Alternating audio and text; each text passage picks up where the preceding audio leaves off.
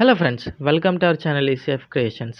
ఇప్పుడు మన దేశమంతా వినిపిస్తున్న పేరు మను భాకర్. ఈ సంవత్సరం 2024 ప్యారిస్‌లో జరుగుతున్న ఒలింపిక్స్‌లో షూటింగ్ కేటగిరీలో ఒకటి కాదు 2 మెడల్స్ సంపాదించి 124 ఇయర్స్‌గా బద్దలు కొట్టలేకపోతున్న రికార్డ్‌ని మను భాకర్ ఎలా బద్దలుగొట్టింది? అసలు మను భాకర్ ఎవరు? మను భాకర్ షూటింగ్‌లోకి ఎలా వచ్చింది? తను ఎదుర్కొన్న నిరాశలేంటి? తను ఎదుర్కొన్న నిరాశలను అధిగమించి ప్యారిస్‌లో జరుగుతున్న ఒలింపిక్స్‌లో మెడల్ సంపాదించి ఇండియాను తలెత్తుకునేలా ఎలా చేసింది? వీటన్నిటిని కూడా ఈ వీడియోలో తెలుసుకుందాం. మన దేశంలో హర్యానా స్టేట్ స్పోర్ట్స్ పర్సన్స్‌కి బాగా ఫేమస్. మన ఇండియాకి మెడల్ తెచ్చిపెట్టిన రెజ్లర్లు, బాక్సర్లు అందరూ కూడా హర్యానా స్టేట్స్‌కి చెందిన వాళ్ళే. మను భాకర్ కూడా హర్యానా స్టేట్‌కి చెందిన అమ్మాయే. మను ఫిబ్రవరి 18, 2002లో పుట్టింది. మను భాకర్ తండ్రి పేరు రామకిషన్ భాకర్. ఈయన ఒక చీఫ్ ఇంజినీర్. ఈమె తల్లేమో స్కూల్‌లో ప్రిన్సిపల్‌గా వర్క్ చేసేవారు. మను భాకర్‌కి తన చిన్న వయసు నుంచి కూడా boxing, tennis, skating, martial arts అంటే బాగా ఇష్టం.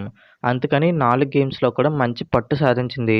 తనకి 14 ఇయర్స్ ఉన్నప్పుడు అంటే 2016లో తన కెరియర్‌గా టెన్నిస్ కానీ, స్కేటింగ్ గానీ, లేదంటే బాక్సింగ్ లేదా మార్షల్ ఆర్ట్స్ గానీ వీటిలో ఏదొకటి తన కెరియర్‌గా ఎంచుకుంటుందని అందరూ అనుకున్నారు.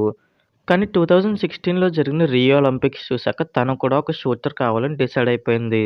వెంటనే తన ఫాదర్ దగ్గరికి వెళ్లి నేను షూటర్ కావాలనుకుంటున్నాను. నాకొక షూటింగ్ పిస్టల్ కావాలని అడిగింది. అది విన్న రామకిషన్ భాకర్ నేను కొనివ్వను, మనకు స్పోర్ట్స్ వద్దు అని అనకుండా వెంటనే ఒక షూటింగ్ పిస్టల్‌ని కొనిచ్చారు. పిస్టల్‌ని కొనివ్వడమే కాకుండా దిస్పల్ రాణా అనే ఒక కోచ్ దగ్గరికి ట్రైనింగ్‌కి కూడా పంపేవారు. ఇప్పటికి కూడా ఆ కోచ్ దగ్గరే ఈమె ట్రైనింగ్ తీసుకుంటుంది. 2017లో కేరళలో జరిగిన నేషనల్ ఛాంపియన్‌షిప్ పోటీల్లో మను భాకర్ ఏకంగా 9 గోల్డ్ మెడల్స్‌ని గెలుచుకుంది. తర్వాత 2018 ఆస్ట్రేలియాలో జరిగిన కామన్‌వెల్త్ గేమ్స్‌లో కూడా మను భాకర్ గోల్డ్ మెడల్ సంపాదించింది. ఈ ఫీట్‌ని సాధించేటప్పటికి మను భాకర్ వయసు కేవలం 16 ఏళ్లు మాత్రమే. దీని తర్వాత జరిగిన ఏషియన్ గేమ్స్‌లో మను భాకర్‌కి ఒక్క మెడల్ కూడా రాలేదు.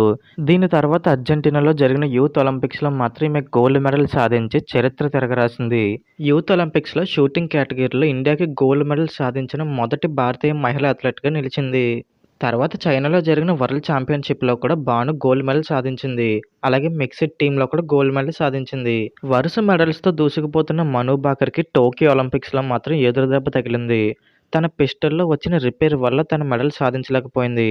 పిస్టల్‌లో వచ్చిన సమస్యని రిపేర్ చేసేందుకు దాదాపు 6 నిమిషాల వరకు టైం పట్టింది.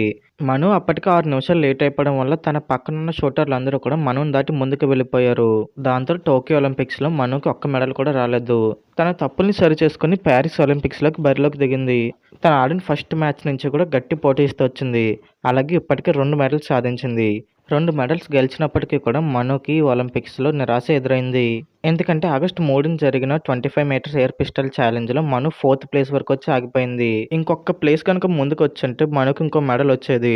ఇంకో మెడల్ వచ్చుంటే భారత్ తరపున 3 మెడల్స్‌ని ఒకే ఒలింపిక్స్‌లో సంపాదించిన మొట్టమొదటి మహిళా అథ్లెట్‌గా చరిత్ర సృష్టించుండేది. ఏదేమైనా మను భాకర్ ఇప్పటికీ 2 మెడల్స్‌ని సంపాదించి ఇండియాని తలెత్తుకునేలా చేసింది. ఇంకా ఇండియా ఎన్ని మెడల్స్‌ని ఒలింపిక్స్‌లో గెలవచ్చనుకుంటున్నారో కింద కామెంట్స్‌లో కామెంట్ చేసి, ఈ వీడియో గనుక మీకు నచ్చితే వెళ్ళే ముందు మన వీడియోని సబ్స్క్రైబ్ చేసుకొని నోటిఫికేషన్స్ అన్నీ ఆన్‌లో పెట్టుకోండి.